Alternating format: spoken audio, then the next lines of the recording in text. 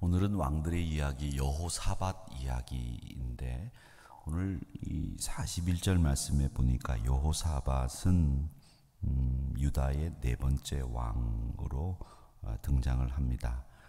제4년에 아사의 아들 여호사밧이 유다의 왕이 되었다 이렇게 돼 있는데 또 42절 볼까요? 42절 보면 나이가 35세의 왕이 됐고요. 또 예루살렘에서 25년 동안 다스렸습니다. 약 60세 정도 돼서 세상을 떠났구나 이렇게 우리가 짐작을 해볼 수 있는데 여호사밧은 그 이름의 뜻이 여호와께서 심판하시다 이런 뜻입니다.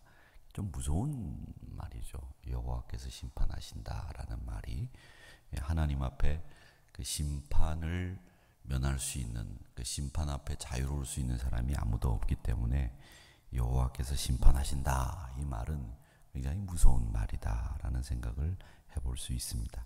근데 여호사밧이 어떤 사람이었느냐 보면 한 가지 특징적인 것이 44절 볼까요? 여호사밧이 왕위에 있을 때 특징적으로 한 일이 나옵니다. 그게 뭐냐면 이스라엘의 왕과 더불어 화평하니라.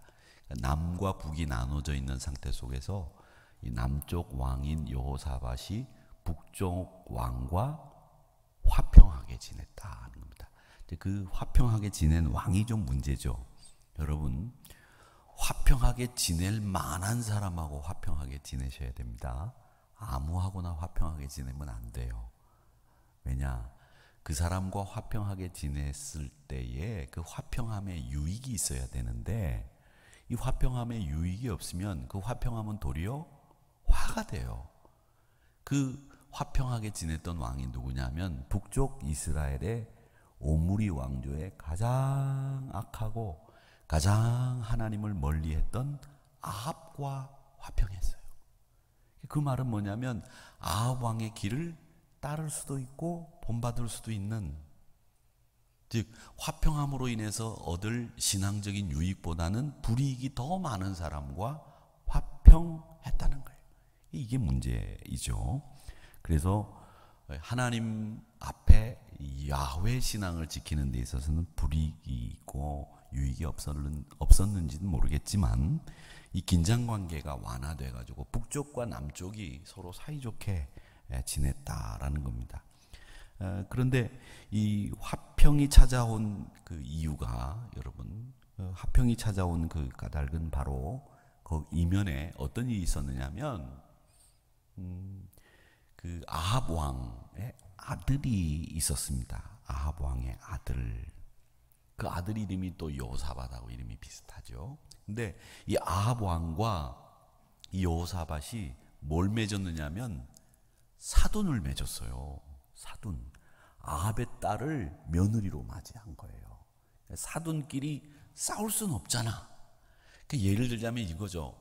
우리나라 대통령이 그럴 수는 없지만 북쪽 지도자와 사돈을 맺었다. 그렇게 보면 되는 거예요. 그런데 그 사돈을 맺는 게 뭐 우리나라 상황에서는 있을 수 없는 일이지만 이게 사돈이 맺어졌으니까 서로 지도자끼리 사돈이 맺어졌으니까 남북 관계가 긴장이 완화되고 화평 관계가 이루어졌겠죠. 그렇죠? 그 다음에 또 하나는 이 남유다와 이스라엘이 그동안 계속 싸웠다고요. 계속 싸웠는데 이렇게 싸움이 그친 이유는 북쪽에 있는 아람이 굉장히 세력이 커졌어요. 북쪽이 아람이 다마스커스, 바울이 예수 믿는 사람을 잔해하기 위해서 대제사장의 공문을 들고 갔던 그 다메섹이 다마스커스인데 그 다메섹이 아람의 수도예요. 그 아람의 수도인 그 다메섹이 이 아람이 세력이 커지는 거예요. 그러면서 세력이 커지면 여러분 어떤 생각이 드나요? 자, 저것도 내 거 삼고 싶고 저것도 내 거 삼고 싶고 이런 마음이 들잖아요. 그래서 이 아람이 남쪽 유다와 북쪽 이스라엘을 침공하려고 딱 때를 노리고 있었다고요. 그러다가 침공을 하려고 하니까 이 남쪽 유다와 북쪽 이스라엘이 사돈 관계니까 서로 힘을 합해서 이 아람을 대처하고 아람의 공격 앞에 공동으로 대응하게 되는 거죠. 그래서 자연스럽게 관계가 좋아질 수밖에 없었던 겁니다. 문제는 이 남북이 동맹 관계를 사돈 관계로 또 아람의 위협으로 인해서 우호적인 관계로 바뀌었지만, 이 화평이라고 하는 게 인간적인 동맹과 인간적인 위협 앞에서 공동 대응함으로 해서 생긴 화평이기 때문에 이 화평은 오래가는 화평이 아니란 말이죠. 그러니까 화평이라고 하는 것은 어떤 화평이어야 되느냐 하면 하나님을 신뢰하는 데에서부터 출발한 화평이 진짜 화평이지, 인간관계로 맺어진 화평은 이게 화평이 오래갈 수 없다라는 겁니다. 북이스라엘의 악한 왕인 아합을 의지한 그런 화평, 또 우리를 공격하려고 하는 사람에 공동 대응하려고 하는 이런 마음에서 시작된 화평은 오래 못 간다는 거예요. 사랑하는 성도 여러분, 여러분 평강을 누리셔야 되는데 여러분들도 평강을 어떻게 누리셔야 되느냐? 야, 나를 잔해하고 나한테 속색이는 사람들 없어졌으면 좋겠다. 그 사람들이 없어진다고 화평해지는 게 아니에요. 화평은 사람들이 있고 없고, 나를 좋아하는 사람들이 싫어하는 사람들이 있고 없고가 화평을 결정하는 게 아니라, 화평의 결정은 어떻게 되느냐? 하나님을 내가 믿고 하나님을 신뢰하느냐, 여기에 화평이 나온다는 거예요. 여러분들이 하나님을 진정으로 신뢰한다면 사람을 믿는 거 안 믿는 거 그렇게 중요한 거 아니에요. 진짜 하나님을 신뢰하면 여러분 마음속에 평안이 자리 잡게 되는 거예요. 하나님의 역사가, 하나님의 일하심이 여러분 마음을 움직여야 됩니다. 그게 화평을 만들 수 있는 제일 좋은 거죠. 내가 사람 믿어봐야 그 사람 소용없어요. 같이 사는 사람도 소용없다니까요.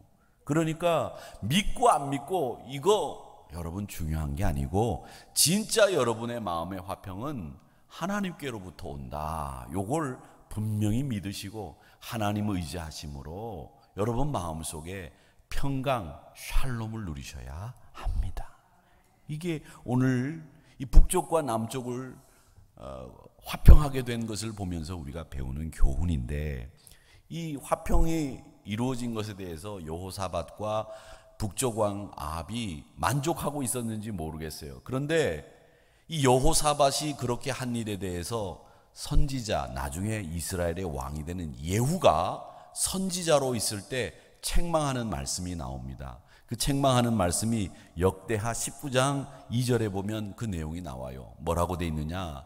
하나님의 아들 선견자 예후가 나가서 여호사밧 왕을 맞이하면서 왕이 악한 자를 돕고, 누굽니까? 아합이죠.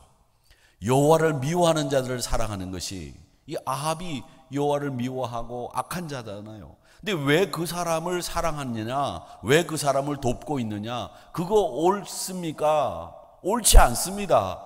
그렇기 때문에 여호와께서 진노하시는 것이 왕 여호사밧 당신에게 임하게 될 겁니다.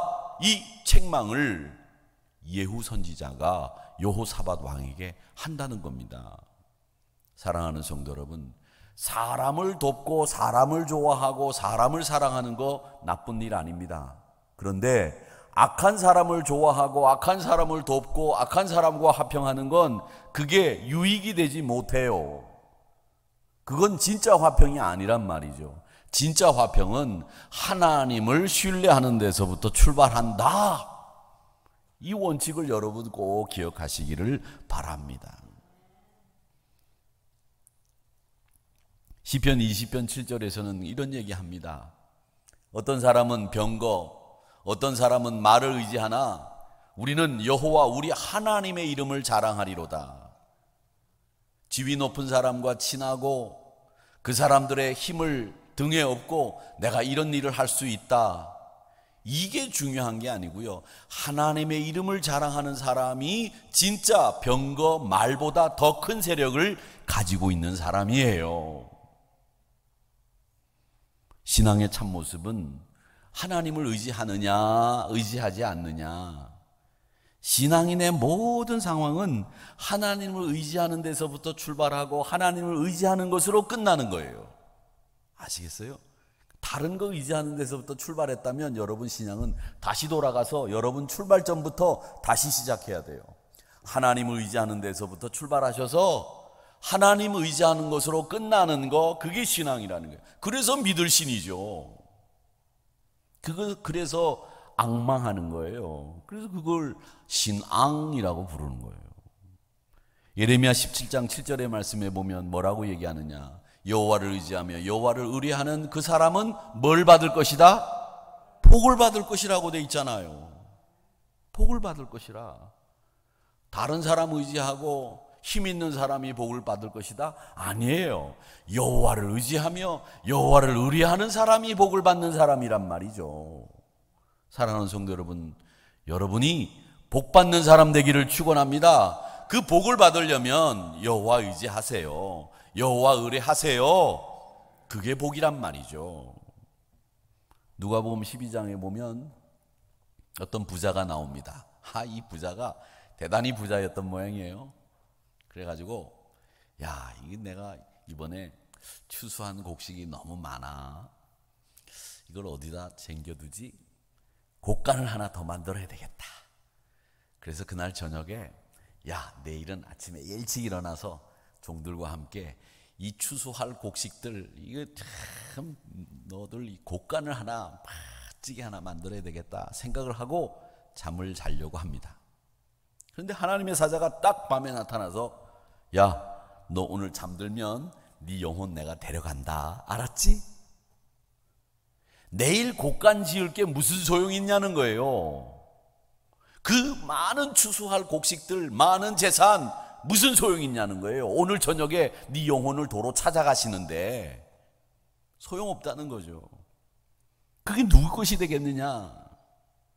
이게 누가복음 12장에 나오는 어떤 부자의 곡간 지으려고 하는 이야기에 나오는 주님의 비유입니다. 여러분, 이 말씀이 우리에게 주는 교훈이 뭐예요? 재물 의지하고 그 재물의 기쁨을 삼는 사람 아무 소용없다는 거예요. 그날 저녁에 우리 영혼 딱 불러가면 그걸로 딱 끝이에요. 뭐 우리가 지금 숨 쉬고 있으니까 아이고 설마 오늘 저녁에 뭐 내가 무슨 일이 있겠습니까? 모르죠. 그렇다고 해서 제가 여러분 오늘 저녁에 다 하나님 나라 가시라는 얘기 하는 건 아니에요. 그럴 수는 없죠. 제가 말씀드리는 것은 뭘 말씀드리냐면 우리 앞날은 아무도 모른다는 거예요. 그런데 그 아무도 모르는 그 앞날을 재물에 의지하고 사람에 의지하고 그렇게 앞날을 믿고 사는 사람들이 얼마나 어리석은 사람들이냐, 그 얘기를 누가복음 12장에서는 하는 거예요. 진짜 우리가 앞날을 모르는, 우리 앞날을 모르는 그 인생길에 하나님을 의지하는 게 복이다라고 하는 것이 예레미야 17장 7절의 말씀이에요. 꼭 기억하시기를 바랍니다. 사람 너무 의지하지 마시고요. 그 사람 의지하면 실망하게 돼 있어요. 또 사람 의지하면 실망 말고 또 받는 게 있죠. 뭐 받습니까? 상처받아요. 사람들 말하는 거 요즘 들어보면 진짜 참 사투리로 가오도 안 닿는 말들 많이 해. 말도 안 되는 얘기들 너무 많이 해서 사람들에게 상처 주고 말이죠. 사람들 마음을 후벼 파내고 또 그렇게 말하는 게 아주 자기가 똑똑한 것처럼 생각하시는 분들이 있는데 똑똑한 거 아니에요. 말은요 좀 온화하게 하는 버릇을 좀 키우세요. 그리고 여러분 말이 돼가지고 충돌이 일어날 것 같으면 살짝 한 걸음 뒤로 물러서세요. 그러면 충돌이 일어나지 않아요. 근데 그 충돌이 일어나면 서로 상처받거든요. 근데 교인들 간에도 그렇게 한 발짝 물러서지 않고 충돌을 일으켜서 상처 주고 상처받고 이런 일들 있거든요. 특별히 교인들은 사람들로부터 상처받지 마시고 상처 주지 마세요. 상처 주지도 말고 받지도 마세요. 받는 것도 문제야. 받는 것도 그럼 뭐 그런 말에 상처를 받아가지고 사네 못 사네, 나오네 못 나오네, 이런 얘기들을 하신단 말이죠.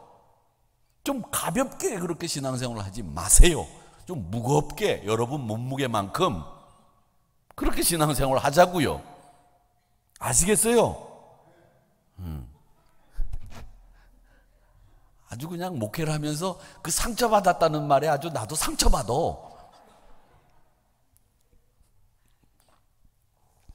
하나님 의지하라고 하는 이유가 뭡니까? 하나님 이외의 모든 것이 변하기 때문에 하나님만 의지하라는 거예요. 사람도 변하죠. 돈도 있다가 없어지죠. 없다가도 있지요. 그거 다 변하잖아요. 근데 왜 그걸 의지해요? 왜 하나님 의지하라고 말씀드리는 거냐 하면 오직 이 세상에서 변하지 않는 분은 한 분, 하나님. 그분밖에 없기 때문에 그분을 의지하라는 거예요. 당신을 좋아하고 신뢰하는 성도들을 하나님 무척 좋아하십니다. 기억하시기를 축원합니다. 그 여호사밧을 통해서 우리가 배우는 교훈은 그거다. 야, 사람들과 동맹관계 맺어서 화평을 누리는 것보다 하나님 의지하는 게 최고다. 우리가 외부의 공격으로부터 공동 대응하면서 사이가 좋아지는 거, 그거 아무것도 아니에요. 하나님을 의지함으로 우리가 화평을 누리고 하나님 의지함으로 하나님이 기뻐하시는 사람들이 되자, 이런 결단들을 여러분 하시기를 주의 이름으로 축원합니다. 저는 우리나라가 중국을 의지하고 미국을 의지하고 아니에요. 나라 의지하지 말고요. 일본하고 매일 싸우려고 으르렁대지 말고, 뭐 그렇게 쫄짱부같이 뭐 일본이 이렇게 하면 우리도 이렇게 하고 그냥 하게 놔둬. 아이, 그 일본하고 뭐하러 싸우려고 자꾸 그러고, 뭐 중국한테 그렇게 눈치 보면서 그렇게 아부하려고 그러고, 미국한테는 또 뭐 이렇게 하고, 그럴 필요 없어요. 우리가 하나님 의지하고 지도자가 우리 대한민국 지도자답게 우리 국민들을 위해서 어떻게 처신해야 되는지 확실하게 하고 하나님 신뢰하고 나가면 되지. 응? 다음번엔 내가 청와대 가야 되겠어요. 그렇게 가면 되지. 뭐하러 여기 눈치 보고 저기 눈치 보고 여기하고 싸우고 저기하고 싸우고 그러냔 말이에요. 좀 의연할 수 없어? 에이, 참 속상해. 여러분, 하나님 의지하고 하나님 사랑하는 사람들을 무진장 좋아한다는 거 기억하시기를 주의 이름으로 축원합니다. 자, 그러면 여호사밧이 또 잘한 일도 있어요. 어떤 일을 잘했느냐 하면 역대하 17장 6절을 볼까요? 역대하 17장 6절 보면 이렇게 돼 있어요. 그가 전심으로 여호와의 길을 걸어 산당들과 아세라 목상들도 유다에서 제거하였더라. 여호사밧이 종교개혁을 한 거죠. 7절의 말씀에 보면 또 뭐라고 돼 있느냐면 왕이 있은 지 3년 만에 방백들, 신하들을 불러가지고 신하들의 이름이 나와요. 벤하일, 오바댜, 스가랴, 느다넬, 미가야, 이런 방백들의 이름이 나옵니다. 이 사람들이 다 랍비 출신들의 방백들이에요. 그 랍비 출신의 방백들을 불러가지고 야, 너희들 성읍들로 가가지고 하나님의 법을 백성들에게 가르쳐라. 하나님의 법을 지키게 해라. 이렇게 말씀을 했어요. 그래서 이 방백들이 가가지고 이스라엘 백성들에게 하나님의 말씀을 가르치고 지도하고 실천할 수 있도록 한 거예요. 그래가지고 이 여호사밧이 다스릴 때 많은 이스라엘 백성들이 하나님의 말씀을 익히 알게 되고 그 말씀을 지켜야 되겠다고 하는 각오를 세우게 된 거죠. 진짜 아래로부터 하나님을 철저하게 신뢰하게 만든 왕이 여호사밧. 이건 진짜 잘한 일이잖아요.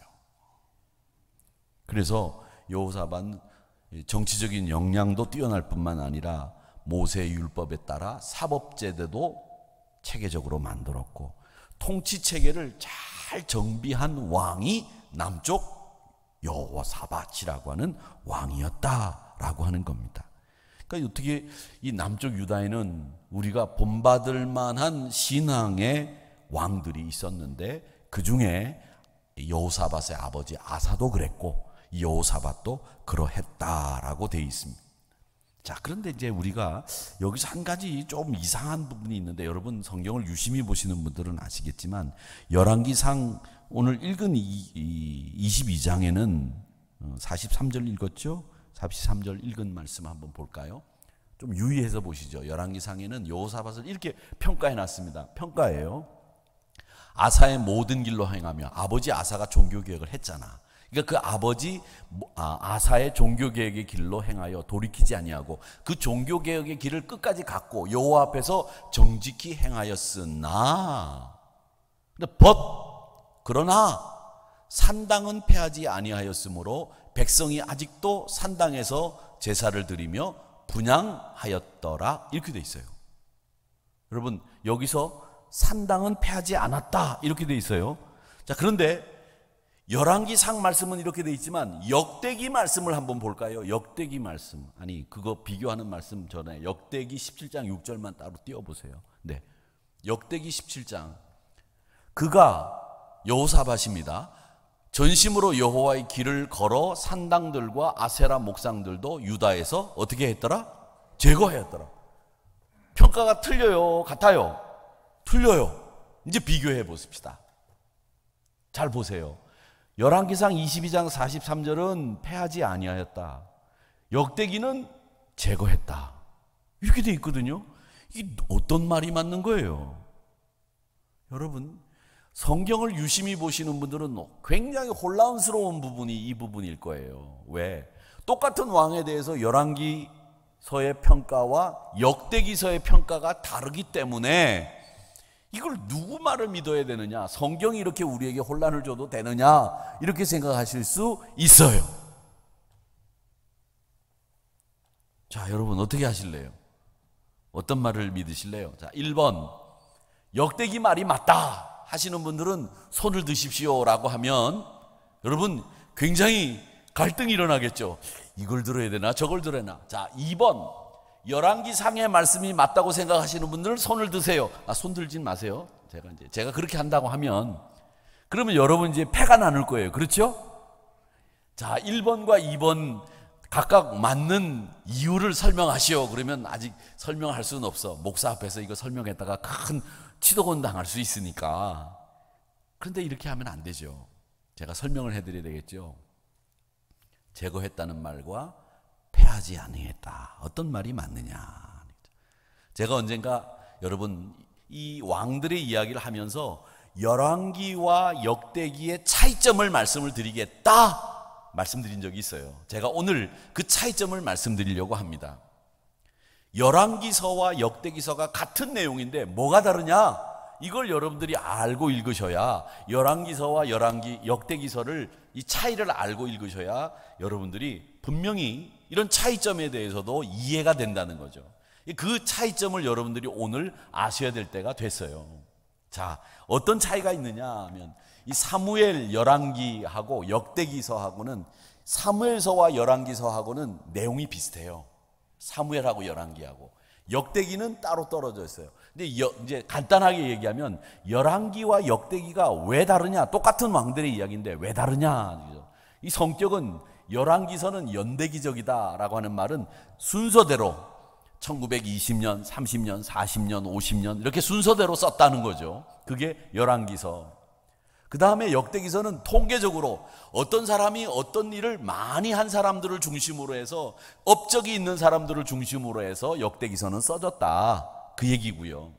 관점은 여러분 이 열왕기서는 예언자적인 관점에서 썼어요. 이게 예언자적인 관점에 대해서는 다시 제가 설명드리고, 역대기서는 제사장적인 관점에서 썼다, 요 얘기는 제가 나중에 또 말씀을 드리겠습니다. 그냥 보세요. 기록 범위는 열왕기서는 남유다와 북이스라엘을 통틀어서 썼어요. 그러니까 우리가 북쪽 이스라엘 왕을 이야기할 때는 주로 열왕기서 가지고 얘기했죠. 그런데 남쪽 역대기서는 남쪽 유다 왕들만 기록하고 북쪽 이스라엘 왕들은 요만큼 적어놨어. 없는 건 아니야. 요만큼 적어놨어요. 이게 달라요. 또 열왕기서는 어떤 중심으로 썼느냐면 왕권을 중심으로 이야기가 된 반면에, 역대기서는 뭐가 중심이 됐느냐면 성전이 중심이 돼서 기록이 됐어요.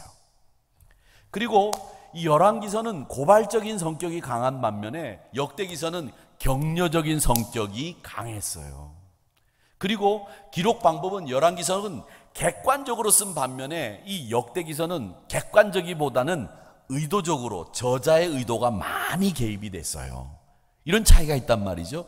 이런 차이가 왜 생겼는지 여러분 아셔야 돼요. 열왕기서와 역대기서, 이 중요한 이야기예요. 왜 다르냐? 역대기서 열왕기서가 같은 얘기인데 왜 다르냐? 이거 중요한 얘기니까 여러분, 이건 어디서도 들을 수 없는 이야기니까 오늘 여러분 나오신 건 진짜 대단히 큰 축복을 받으신 분인 줄로 믿습니다. 아멘, 아멘. 끝나고 난 뒤에 저한테 와서 절하셔도 무방합니다. 하시지 마세요. 자, 이런 내용들이 인터넷에 나와 있는 내용들도 있어요. 그런데 이 내용이 왜 이렇게 됐는지 알아야 이걸 이해하는 거지. 인터넷에 나와 있는 거 그냥 이거 읽는다고 해서 될 일이 아니잖아요. 근데 인터넷에 없는 이야기들, 이런 이야기를 목사가 해줘야지. 그렇죠? 다른 목사가 안 하는 이야기를 내가 해줘야지. 그렇죠? 그래야 하늘교회 담임 목사죠. 그리고 그걸 듣고 이해하는 사람들이 하늘교회 신자들이죠. 예, 감사합니다. 할렐루야. 오늘 기분 좋다. 열왕기서는요, 언제 쓰여진 책이냐면 바벨론 포로로 끌려가기 전, 그러니까 남유다까지 멸망하기 전에 열왕기서가 쓰였어요. 그러니까 이 지금 멸망하기 전에는 이 글을 쓰는 사람들이 뭘 얘기해야 돼요? 왜 우리가 멸망했는지, 왜 우리가 이 지경에 왔는지 원인을 분석하고 이제 다시는 이렇게 하지 말아야 되겠다라는 이야기를 하겠죠. 왜? 멸망하고 있으니까. 나라가 멸망하고 민족이 와해되어 가고 있으니까 글을 쓰는 사람들이 우리가 왜 이 지경에 왔는지 원인을 분석해야 될 거 아니에요. 그래서 다음에는 이런 일이 없어야 될 거 아니에요. 그래서 열왕기서는 이스라엘이 멸망하기 직전 바벨론 포로로 끌려갈 때에 쓰여졌어요. 이 시점이 굉장히 중요해요. 이걸 알면 이해는 딱 끝나요. 그 다음에는 저거 설명 안 해도 다 할 수 있어요. 요것만 아시면 돼요. 이게 포인트예요. 바벨론에게 멸망당할 때 쓰여진 책이 열왕기서다. 요것만 기억하면 이 이해가 되는 거예요. 그래서 멸망의 원인을 이야기하는데 그 멸망의 원인이 뭐냐? 왕들이 하나님의 말씀에 청종하지 못했고, 하나님의 말씀을 제대로 듣지 못했고, 회개하지 않았고, 하나님께로 돌아오지 않았어. 그걸 이야기하는 거예요. 그러니까 성격이 어때요? 의도적인 성격이 고발적이죠. 그렇죠? 그리고 그 관점이 뭐겠어요? 예언자적인 관점이겠죠. 그리고 강조점은 뭘 강조하겠어요? 왕권을 강조하게 되겠죠. 그러니까 객관적이 되는 거죠. 그래서 자연스럽게 열왕기서가 언제 쓰여졌는지만 아시면 이 이야기는 그대로 나오는 얘기예요. 공부는 그렇게 하는 거예요. 하나만 딱 포인트만 잡으면 그 다음부터는 줄줄줄줄줄줄 끄집어내면 따라 올라오게 만들어야 그게 공부 잘하는 사람이지. 난 공부 잘했느냐? 난 못했어요. 차 그러시는 분이.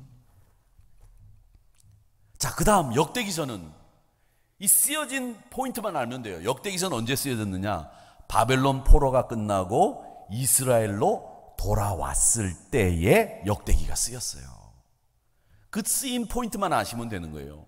그러면 그때 이스라엘 백성들에게 바벨론 포로로 끝나고 이스라엘로 돌아와 가지고 뭐가 필요해요? 그 사람들에게는 희망이 필요하죠. 격려가 필요하죠. 그 사람들에게는 용기가 필요하죠.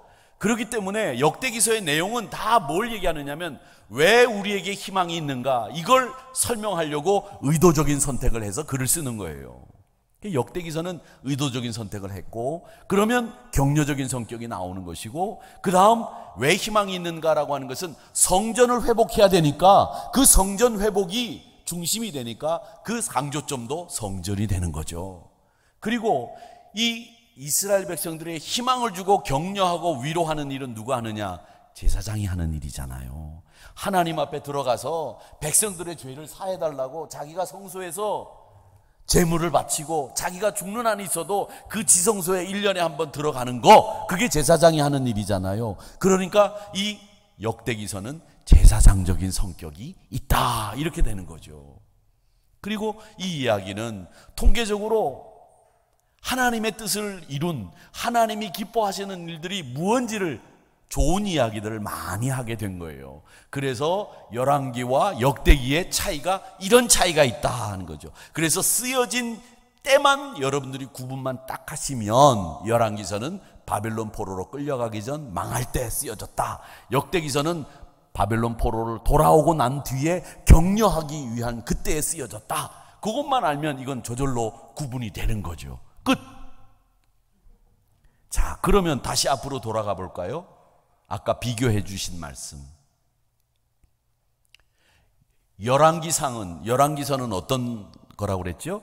열왕기서는 고발적인 성격이 강하고 예언자적인 성격이 강한 말씀이다. 그리고 왕권을 중심으로 해서 왕이 잘못한 것을 고발하는 성격이 있는 책이 열왕기서다 그랬잖아요. 역대기서는 뭐라고 그랬어요? 역대기서는 희망을 주고 또 어떻게 우리가 모델을 삼아야 되는지를 이야기하는 책이다, 이렇게 말씀드렸잖아요. 그러니까 사실은 이 여호사밧이 산당을 제거했을 거예요. 근데 왕이 산당을 제거했음에도 불구하고 백성들이 아직도 그 산당을 나름대로 자기들이 만들어가지고 산당 제사를 드리고 있었음에 틀림없어요. 왜? 백성들이 왕의 말이 다 일괄적으로 다 통용되고 그대로 시행하진 않았을 거라는 거죠. 그때 열왕기 기자는 그 상황을 보고 이스라엘 백성들에게 각성하고 우리가 왜 여기까지 왔는지 그걸 말씀하시기 위해서 여호사밧 때 산당은 패하지 아니하였으므로 라는 말을 쓴 거고요.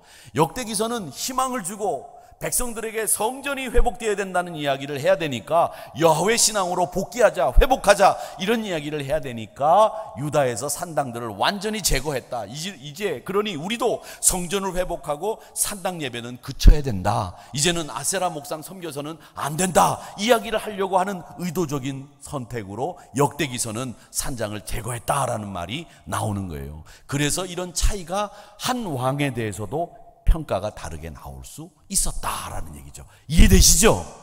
여러분, 그겁니다. 그러니까 역대기서와 열왕기서의 차이는 쓰여진 시점에 따라서 격려해야 되느냐, 고발해야 되느냐, 이런 의도를 가지고 쓰여졌기 때문에 하나님이 이 저자들에게 그런 지혜를 주신 거예요. 그런 지혜를 통해서 백성들의 상황에 맞게 하나님의 뜻을 전달하신 거죠. 진짜 끝입니다. 자, 그러면 앞서 말씀드린 것처럼 이제 아합과 동맹 관계를 맺고 사돈이 됐잖아요. 그리고 아람이 이제 지도를 한번 보여주시죠. 성장하기 시작을 하는데 아람 보이시죠? 아람 왕국이 굉장히 많이 커갑니다. 저 위에는 아시리아, 아수르죠. 성경에 나오는. 저게 이제 북쪽 이스라엘을 멸망시키는 나라가 되고요. 그 위에 바벨론이 있는데 그 바벨론이 남쪽 유다를 멸망시키게 되는 거예요. 근데 그 전에 이 아람이 세력이 막 커지는 거예요. 근데 이 세력이 커지는 게 상당히 위협적이었는데 남쪽 유다나 북쪽 이스라엘에게 저 아람이 커지는 것이 상당히 위협적이었어요. 공이 똑같았겠죠.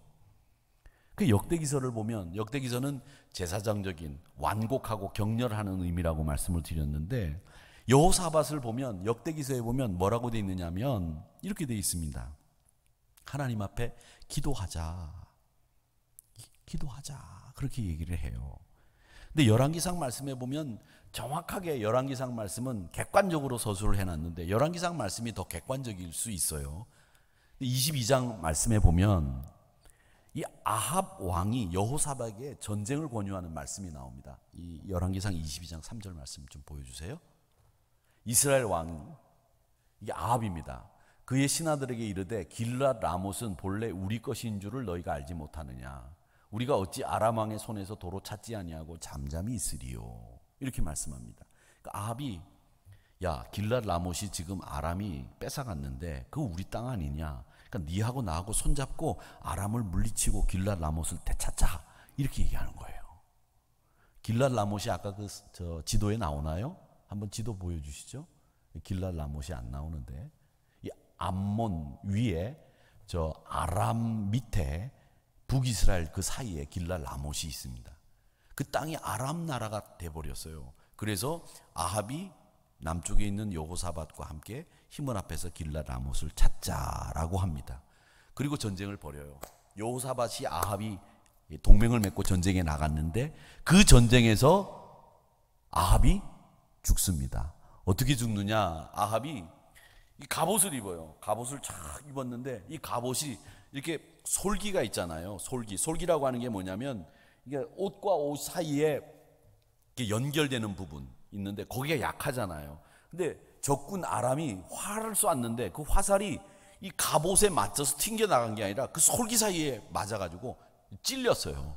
그래가지고 거기서 병거에 보면 성경에 이 병거 안에 피를 얼마나 많이 흘렸는지 아합이 피를 너무 많이 흘려가지고 사망했다, 죽었다. 그래서 이 아합이 이 전쟁에서 죽게 됩니다. 근데 열왕기상 22장 3절에 보면 이 전쟁을 권유한 사람이 누구냐면 아합이에요. 근데 이 전쟁을 선견자 예후도 그랬고 선지자인 미가야도 그랬고 하지 말라고 한 전쟁이에요. 하나님이 허락하시지 않은 전쟁이니까 하지 마라. 그렇게 이야기를 했어요. 그런데 이 전쟁을 한 거죠. 그래서 이 여호사밧이 이 아합과 동맹을 맺게 되는데 이 동맹을 맺을 때 여호사밧이 한 말이 있어요. 아합이 이제 아까 3절에서 전쟁하자 그랬잖아요. 그러니까 이제 4절에 여호사밧이 대답을 합니다. 뭐라고 대답을 하느냐면 이렇게 대답을 해요. 여러분 한번 잘 보세요. 이 말씀 하나만 더 생각하고 우리 끝냅시다. 당신은 나와 함께 길르앗 라못으로 가서 싸우시겠느냐? 그러니까 여호사밧이 이제 아합이 이제 여호사밧에게 말한 거예요. 앞에 부분은. 뒷부분은 여호사밧이 이스라엘 왕 아합에게 이르되 말하되 나는 누구와 같고 아합 당신과 같고 내 백성은 아합 당신 나라 이스라엘 백성들과 같고 내 말, 내가 타는 말도 당신의 말들과 같으니이다. 이렇게 이야기를 했어요. 이게 열왕기상 22장 4절에 나오는 앞에 우리가 읽은 말씀 앞에 나오는 말씀이에요. 저는 아까 서두에 말씀드린 것처럼 여러분 우리가 같이 길을 가야 될 사람이 있는가 하면 같이 가지 않아야 될 사람이 있습니다. 우리가 같이 가야 될 사람과 같이 가는 건 상관없어요. 그런데 같이 길을 가지 않아야 될 사람과는 같이 가지 않는 게 유익한 거예요. 그게 화평이 아니에요. 그건 평화가 아니란 말이죠. 사람들 쓰는 말 중에 유유상종이라는 말이 있습니다. 유유상종. 같은 사람들끼리 어울린다 이런 말이에요. 성향이나 관심이나 기질이 같은 사람이 같이 만나게 돼 있어요.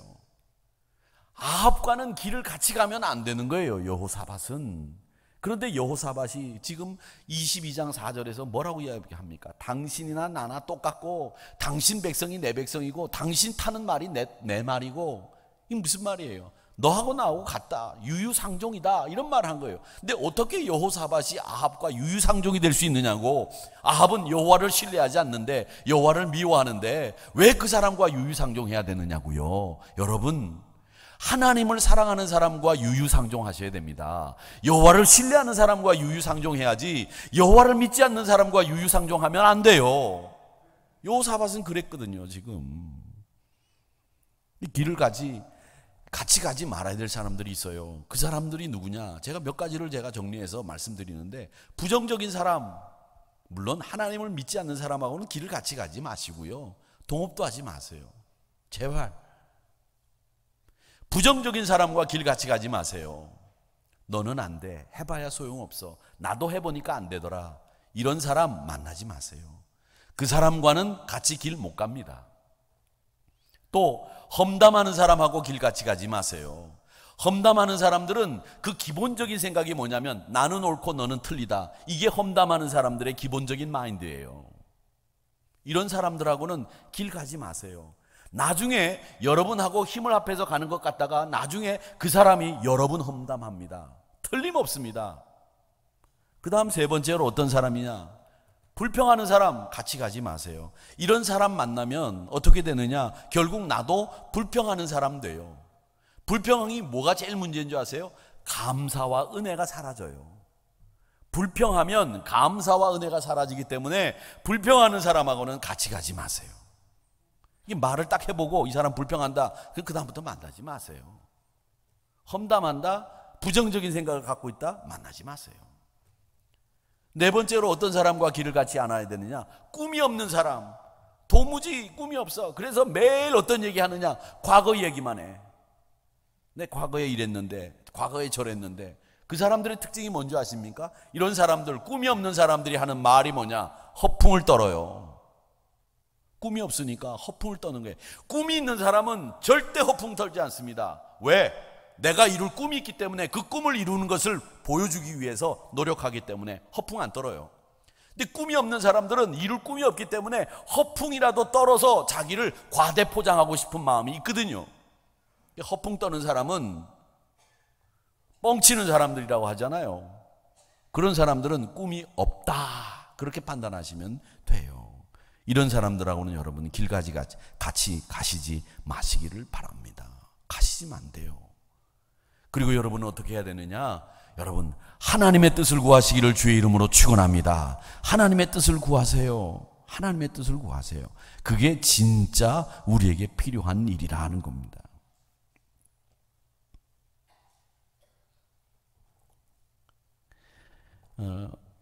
열왕기상 22장 5절 말씀 하나만 더 볼까요? 열왕기상 22장 5절.